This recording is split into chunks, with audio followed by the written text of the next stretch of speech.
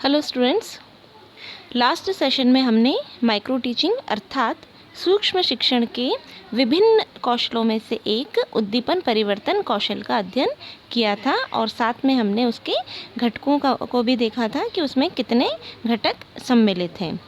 आज के सेशन में हम उद्दीपन परिवर्तन कौशल के पहले घटक का अध्ययन करेंगे।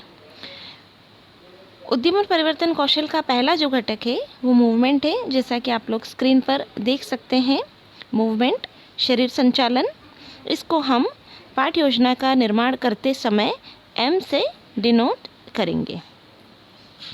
आप लोगों ने देखा होगा कि क्लासरूम टीचिंग के दौरान टीचर कभी भी एक प्लेस पर खड़े होकर टीचिंग नहीं करता है, क्योंकि टीचिंग के दौरान उसे कई सारी टीचिंग से रिलेटेड एक्टिविटीज़ करनी होती है, जैसे बोर्ड पर लिखना, चार्ट को शो करना, स्टूडेंट्स के पास में जाकर उनकी कॉपी चेक करना। तो इस तरह से शिक्षक के द्वारा की गई उद्देश्यपूर्ण, जिसे हम डिज़ायरेबल मूवमेंट भी कहते हैं, गति, वह कक्षा में एक ही स्थान से दूसरे स्थान पर जाता है। तो इस प्रकार से जो मूवमेंट है, जो टीचर्स के द्वारा लिए जाते हैं ड्यूरिंग द क्लासरूम टीचिंग, वो दो प्रकार के हो सकते हैं।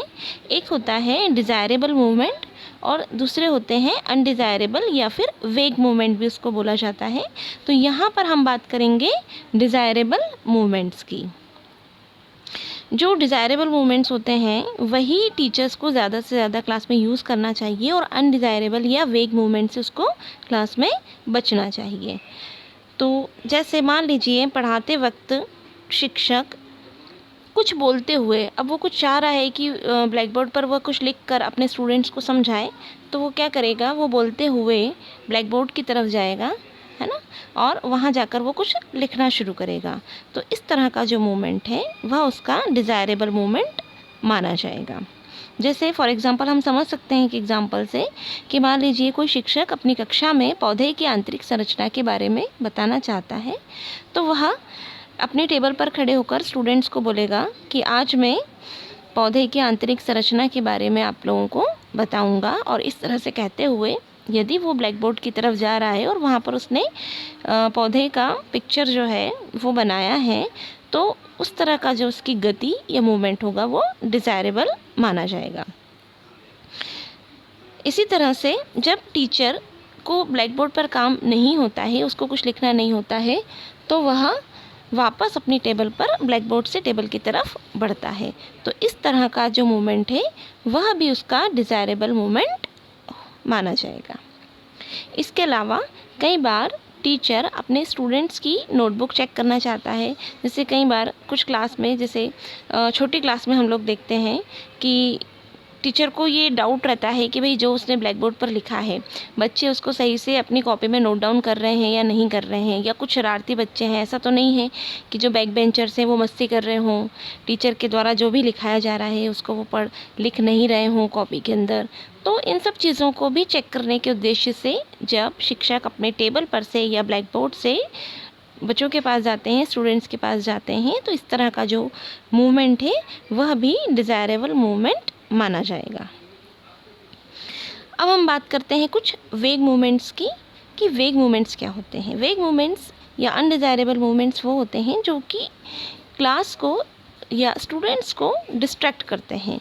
क्योंकि जैसे अगर हम बात करें उद्दीपन परिवर्तन कौशल की, तो लास्ट सेशन में हमने देखा था कि इस कौशल का मुख्य उद्देश्य क्या है, स्टूडेंट्स में इंटरेस्ट उत्पन्न करना, इंटरेस्ट क्रिएट करना अपने टीचिंग के प्रति, मतलब अपने शिक्षण कार्य के प्रति, कि बच्चे जो हैं वो ज़्यादा से ज़्यादा अपने शिक्षक को सुने, है ना, कंटेंट में इंटरेस्ट लें, है ना, क्लास की तरफ उनका जो ध्यान है वो अट्रैक्ट रहे ताकि वो अच्छे से उसको पढ़ सकें।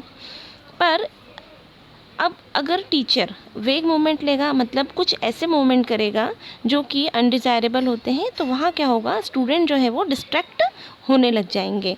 तो इस तरह से मूवमेंट क्या कर रहा है, बच्चों को अट्रैक्ट भी कर रहा है, और अनडिज़ायरेबल या वेग मूवमेंट जो होते हैं वो बच्चों को या स्टूडेंट्स को डिस्ट्रैक्ट भी कर सकते हैं। जैसे अननेसेसरी क्लास में मूवमेंट करना, इधर से उधर, कई बार जैसे कोई ज़रूरत नहीं है इतना ज़्यादा मूव करने की, पर टीचर क्या कर रहा है, left to right, right to left, बार बार वो जैसे अपन कई बार वॉकिंग नहीं करते हैं, है ना, तो कुछ लोगों की आदत होती है एकदम से बहुत ज़्यादा वॉक करते करते बोलने की या पढ़ाने की, तो वो भी चीज़ गलत हो जाती है। इससे स्टूडेंट्स डिस्ट्रैक्ट होते हैं, उनका ध्यान जो है वो भंग होता है शिक्षण के प्रति, और वो पूरे टाइम बस टीचर को ही देखते रहते हैं कि भाई टीचर क्या कर रहा है, वो इधर से उधर क्यों इतना मूव कर रहा है।